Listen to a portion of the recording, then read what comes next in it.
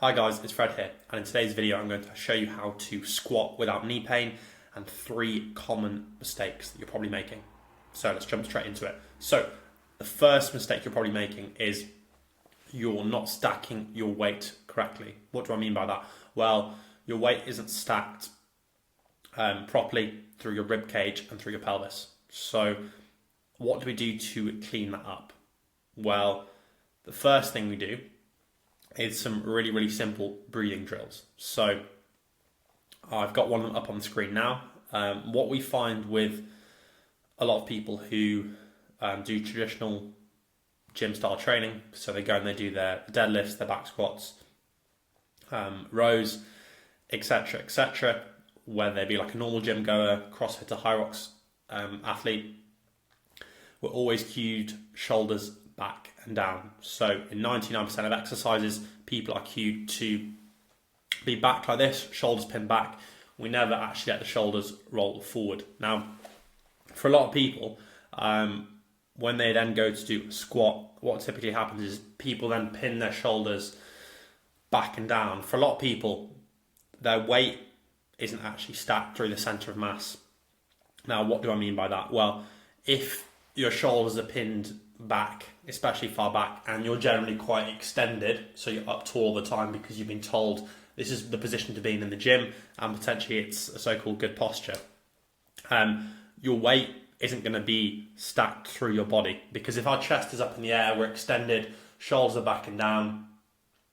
First of all, our rib cage is up towards the sky. It's not straight, neutral, and therefore if it's up towards the sky, the rib cage isn't stacked on our hips, on our pelvis. Second thing with our pelvis, what tends to happen as well is when we stick up, go up towards the sky, again we tend to anteriorly tilt our pelvis. So i.e. our pelvis rolls forward, and then again we get this sort of posture where our bum's sticking out like those Instagram models. So chest, we get this cue of chest up. So chest is up, we're really extended, our rib cage is pointing up towards the sky, our bum's sticking out, and our rib cage isn't stacked over our pelvis, which is what we want to be nice and solid, because we want the weight to be through structures as opposed to muscles, if that makes sense. Yeah? So you want to be stacked on structures which are made out of bone, which are basically going to withstand a lot more force, and you're going to move a lot more efficiently. So we want our rib cage to be neutral. So we don't want chest up, we just want chest facing in front.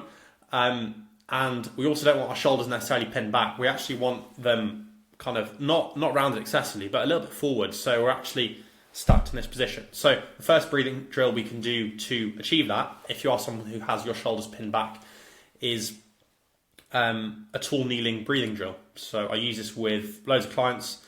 I've got it on the screen for you now. So all we're going to do is set up in a tall kneeling position, hands on your hips, and then you want to have a slight tuck of the pelvis, so we're not sticking our bum out, just a little tuck, so our lower back is relaxed, hands on your hips, and then you're going to think about that bodybuilding pose that you've seen bodybuilders do, where you're trying to flare your lats. And as you flare your lats just a little bit, then you're just going to take some deep breaths in through your nose, out through your mouth, nice and controlled. As you're breathing, you want to think about the air filling up the back of your rib cage. And as you're doing that, you want to think about your shoulder blades being pulled apart, and they're going to scoop round the rib cage. We don't want to shrug and then dump over, as you're seeing in the video. We just want to scoop further and further round. And what you'll notice on me while I'm doing this, as I go through the drill, I'm getting more and more rounding through the upper and mid back. So I'm actually more stacked, more efficient for squatting. So that'd be number one. Number two would then be incorporating a squat where the weight is out in front of us. So again, this is up on the screen. Another great option is it's the zombie squat. So the breathing drill, and then we go into the zombie squat because the weight is on the front of our shoulders, and therefore we actually have to reach forward, which again, common theme. The weight is then stacked. Rib cage and pelvis are stacked. From this position, then we can actually go into a really nice deep squat with a vertical torso, where the rib cage is stacked on the pelvis. So that's mistake number one, and that's how to fix it. Mistake number two is a big hip shift. Now, what do I mean by a big hip shift? Well, when you squat, you get to about 90 degrees and then you feel all of your weight going over to one side. And when you get into that bottom position, you're really sitting deep either into your left leg or your right leg, or to be more specific, your right hip or your left hip. So you don't feel like the weight is even at all, and there's a massive discrepancy side to side. So this is very, very common, and the way we fix this, the simplest way to fix it is by introducing some exercises to open up the ability for the pelvis to shift side to side. And if we're blocked up, let's say you're more blocked up on the right, so you typically you get down to 90 degrees and squat, and then you sit all your weight into your left hip. So with this exercise, which is the scissor slide, you'll see this above on the screen. So you're going to set up lying on your side, feet flat on the wall, 90-degree knee bend off the wall. Then you're going to place your hand on the top leg. All I want you to imagine is that there is a bit of paper in between your knees, and you can't let that paper, if someone was to try to pull that paper from between your knees, you wouldn't let them. So that's nice and tight. Your feet are flat on the wall, so imagine there's paint on the wall, your feet can't move, they're in a nice strong neutral position.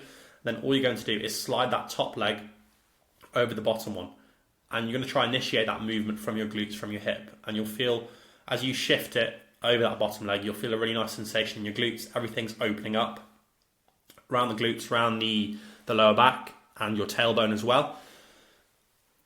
I would do 2 to 3 sets of those, and I would do more sets and more reps on the side that's more locked up.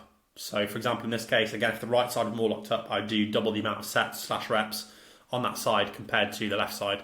And I go for a rep range of like 15 to 20 reps, and you could do anything from like, let's say 2 sets on the stronger side, and on the more blocked up side, you could do 3 to 4 sets. That'll really help the ability for you to basically unlock the mobility a bit more on your right side and make your squat a lot more even. Okay, so that's number 2. Tip number 3 is a question I want you to ask yourself. What is the goal of you squatting? So this is really sport dependent, but it comes down to 2 things in my opinion. Are you squatting for max strength? So are you squatting to improve your 1 rep max and get a bigger 1 rep max? Or are you squatting for hypertrophy? So to get more muscle mass. So if you're squatting to do number 2, it's not an effective method to do that. You've probably seen other videos on this and why squatting isn't the best way to, get bigger in your quads, glutes, etc., because the limiting factor is really going to be those muscles, essentially. So typically your back or your technique or your positioning is going to go before those muscles become sufficiently fatigued to actually develop muscle mass.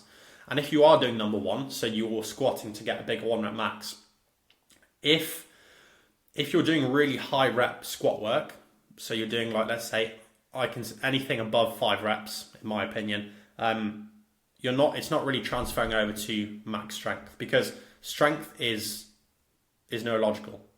So it's to do with the brain, the central nervous system. It's nothing to do with muscles. And if it's to do with the central nervous system in the brain, you typically want to train in a much lower rep range. And if you're trying to bring that squat up and you're doing, let's say, you're doing low rep squats, which is what you should be doing if you're trying to improve your max strength.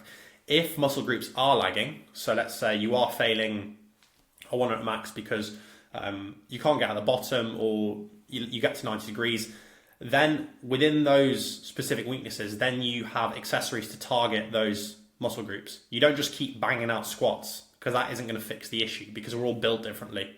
Okay?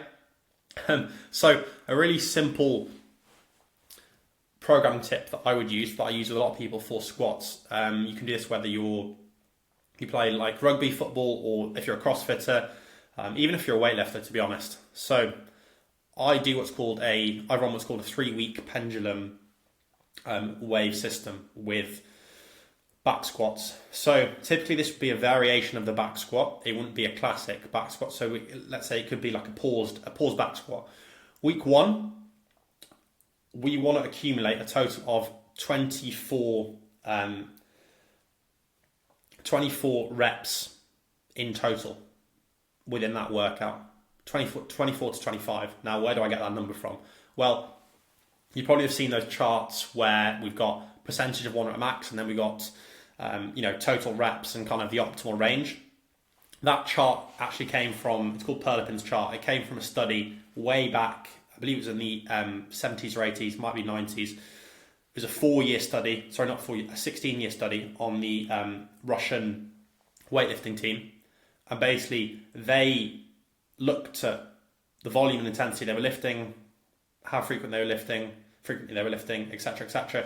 And they came to the conclusion that based off your 1 rep max, these percentages were best to do for X amount of sets and reps, and they discovered the optimal range for this. So it's the best study we have to go off, which is why I use it, because it's a 16-year study with elite athletes in a very controlled environment. So we've had no better study since to go off that. So week 1, we need to accumulate 24 total reps for this workout. So either you can do 12 sets of 2 reps at 75% of your 1 rep max, or you could do 8 sets of 3.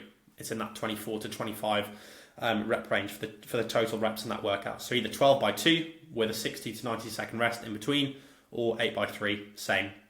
That's week 1. Week 2, we then jump up the percentage to 80%, but we knock the volume down. So we go to around 20 reps. So we can either do 10 by 2, or we can do you can do a 7 by 3. And then week 3, we go up to 85%, and then we go into a total reps of 15 to 16. So you can either do, again, 8 by 2, or you can do 5 by 3. Okay? So, and then once you've done that 3-week wave, so you built up to 85%, then all you do is you repeat the wave with a different squat variation. And then after you've done this for a prolonged period of time, then you can actually test your classic squat. And what's interesting with this method is you pick the variation of where you're weakest in the squat.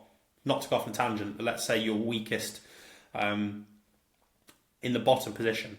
So you pick squat variations to improve the weakness there, i.e. a pause squat, i.e. a bottom up squat, or you're starting in the bottom, etc., etc. If you're weak in the literally just standing up, then you could do like really high box squat variations. The list goes on and on and on. So yeah, those are my 3 mistakes that most people make when they're squatting, which typically lead to issues with knee pain.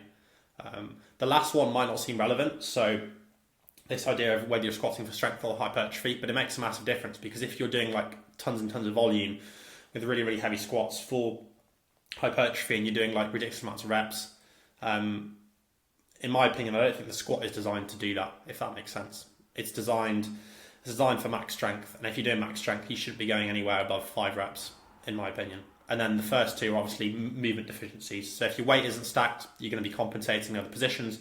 And if your hip is shifting side to side again, you're going to be compensating side to side. Okay? Hopefully you enjoyed the video.